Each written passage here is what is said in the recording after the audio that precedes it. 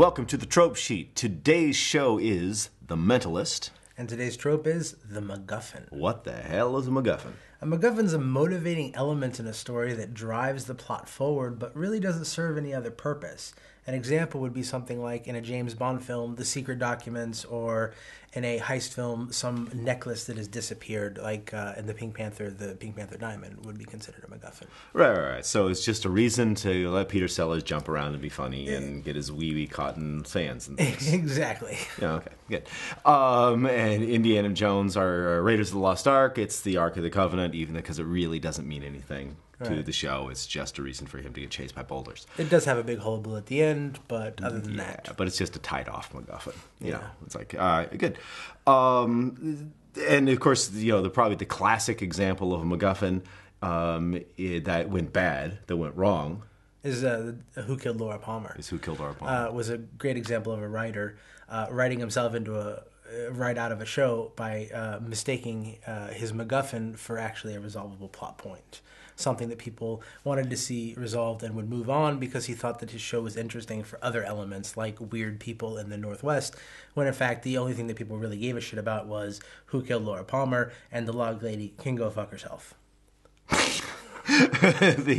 Which also just goes to prove something I've long suspected, which is David Lynch is just weird and not really that good a writer.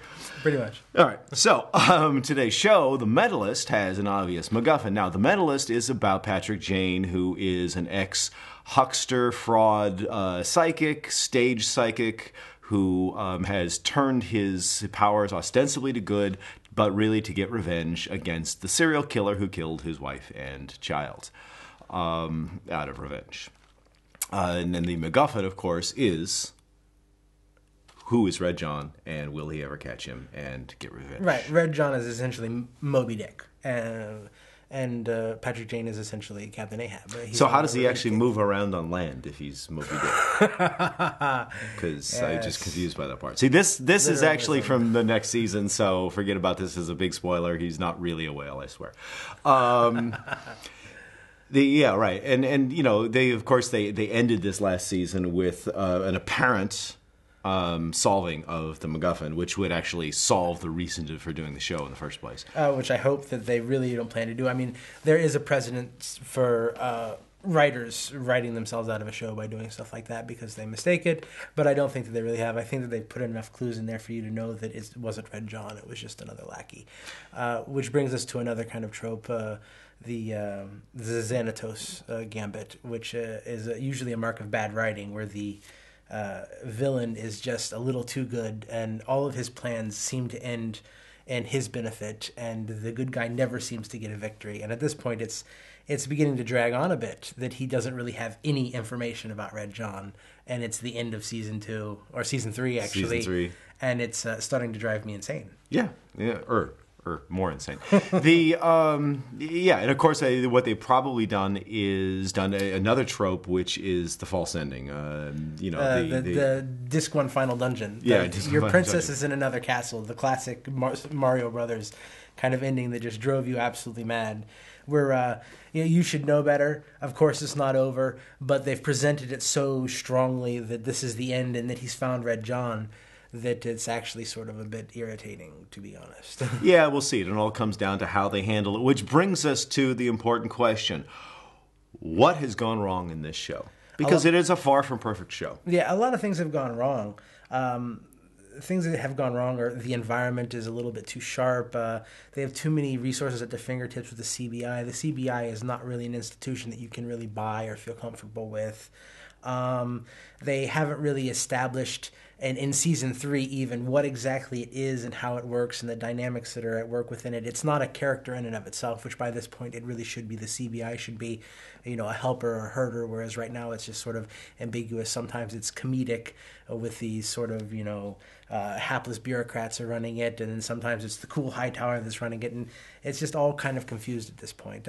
Too many shiny cars, too much pancake makeup, not enough grit, not enough dirt, not and enough. Everyone is beautiful. Saturday. And everyone is very beautiful. I mean, I think that the motto of this show is if you're ugly, you're safe. Yeah. Because the only people who turn up dead on this show are beautiful blonde women in their underwear. Yeah, yeah. Pretty much. Which is understandable, I suppose. It comes down to ratings. So what they could do next season to fix that is to simply say, for instance, this gets them thrown out of the CBI and now they're on their own. Hopefully. Yeah. That would be very good. That'd be good. Then they'd be going against the CBI. That would introduce a lot of interesting tension. Yeah, it would. It would be a scene. It would be a location change in the show that would be very refreshing. Yeah, and this is what I'm going to put in for what's gone wrong with the show is simply that the location itself is boring, but also that there is no real tension. They've done fake tension, sexual tension with Rigsby and Van Pelt, but that really resolved very, very quickly, far too quickly for my taste. It was like within a couple of episodes, they went from banging to not, from Rigsby, you're wondering if he's going to jump off a building, to Rigsby saying, "I really support you going with this guy, this FBI agent." Like, oh, come on, please, people. Get real, okay? Let the hurt build, let the tension build, and let Simon Baker go to that dark place, okay? The dark place is a good place sometimes. You need to go there, and we all need the catharsis. Because let's face it, for the rest of us who are not in television, just on YouTube, sort of, life doesn't always work out for us. We actually do get dragged through the mud and the muck, and we want to see the catharsis of someone else going through that and then winning. Yeah, I mean, for a show that is ostensibly, from the premise and everything that is informed by the premise, should be a very dramatic show, they try to put too much comedy, especially in the mouth of Patrick Jane, and it actually just comes off lame. Yeah. And if it wasn't for the fact that it has such a compelling premise with Red John, and you have to know, I think that the show would have died very early. But it keeps going because Red John is like a Laura Palmer MacGuffin. You just have to know. And it would be nice if the writers would recognize that they should stop just milking that and actually make the show better. There you go. And what's gone right with the show is, I would disagree with you that that's actually a very compelling MacGuffin, because I've lost interest in the Red John thing simply because it hasn't gone anywhere. They haven't given me enough to pull me on. Right. The only thing that's gone right with this show, as far as I can tell, is Simon Baker. The guy is kind of he's the most likable, huggable, I'm a straight man, I would go out with him kind of guy on television. So yeah, I have to agree with you in a certain sense. What I would say is that they haven't done enough with it in the sense of they haven't introduced the character as being anything that people could relate to. Yeah. He's not a Hannibal Lecter, whereas they very could have easily made him a Hannibal Lecter, but instead he's sort of this very ambiguous, never seen, never touched, kind of like almost omnipotent character who always foils our main hero, but you never see him really committing any crimes, or you never see him doing anything really intelligent or fun. It's just all sort of coincidental. And in that sense, they haven't done anything with the Red John plot line, but I still think that it's compelling enough to draw most people in. Yeah, it might be. All right, so what we'd like to see next season? Well, we covered that, didn't we? What we'd like to see next season? Well, we can cover it again. I don't know. Did we? Oh. Did we cover that? Yeah, we did. Okay.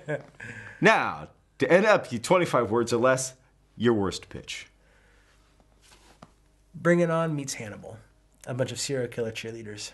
All right, a little bit like Heather's, but in skirts. That's good. Right. Been done. I'll give you X-Files meets Dukes of Hazzard. That would kind of be like Supernatural.